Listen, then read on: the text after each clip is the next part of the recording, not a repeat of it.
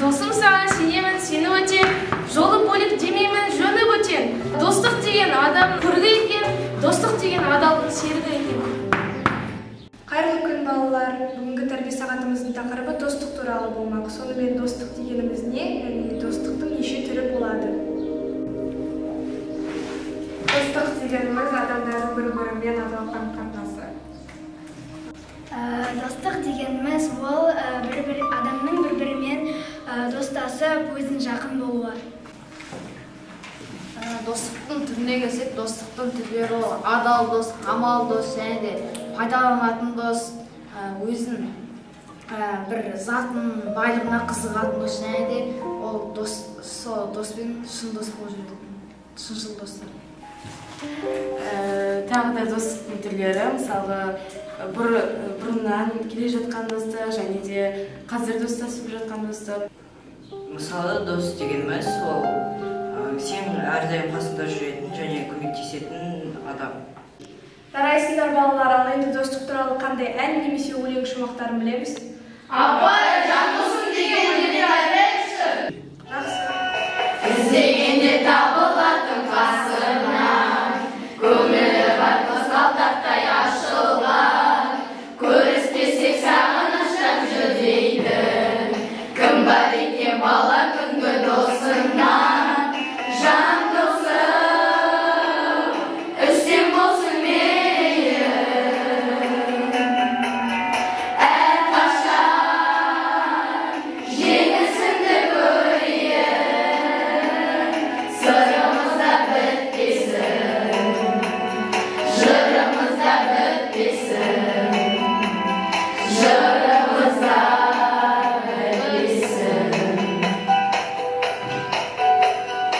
Қоспыдағы секілдеді бағаштың, қақтап жүріп сырымызды санаштың, жолдасақ та бірге жүріп жолдақтық, адасақ та бірге жүріп адастық, жан досым, үстем болсын мейірім,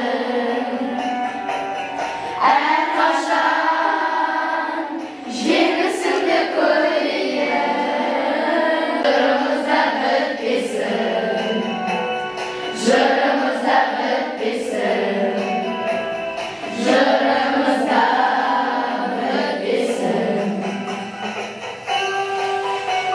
Балалар, қазір дос болғым келеді тақырыбында шығарма жазамыз. Және де көзге көрінбейтін қандай дос дұшпандарың бар, сол туралы өз ойларыңды дәптерлеріңе жазыңдар.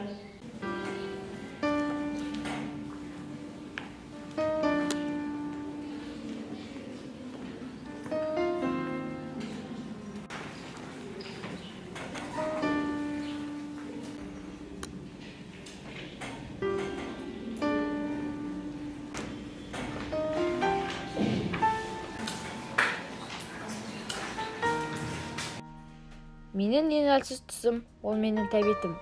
Тәттінің иісі мұрныма андай жерден келеді. Піскен бәліштер, асхананың түрлі булочкалары мені өзінің тұрақты досына айналдырды. Соған енді көзім жетті. Мен бүгіннен бастап спортпен дос болып, салауатты өмір салтын насихаттап, денемді шынықтыруды қалаймын. Спортпен дос болғым келеді.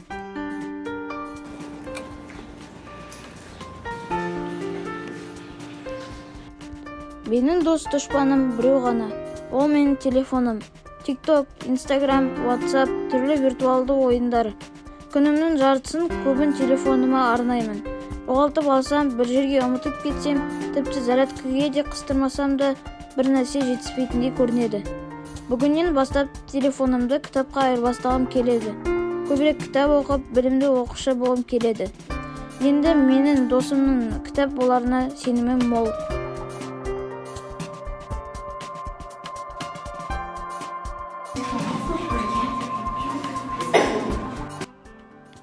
Менің көзге көрінбейтін дұшпаным ол ашу.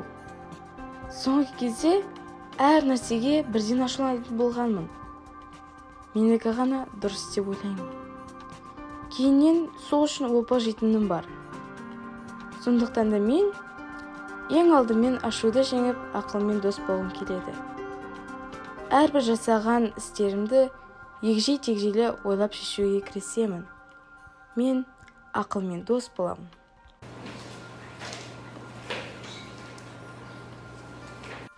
Менің бір осал тұсым, ол менің ұйқым. Жақын туыс досым айналды. Ұйқы деген дұшпан бар, тұла бойды талдырар, жолдан істен қалдырар деген мақал есіме түсіп отыр. Досымның ұйқы болғалы бері менің жалқаулығым да күшейді. Әрбір ісімді кейінге шегеріп, алдымен ұйықтап алғанды жөн санаймын. Ал енді еңбекқор болып, ұйқы деген дұшпанымды жеңіп, талмай еңбек еткім келеді. Енді менің еңбекқорлығым жан досыма айналады.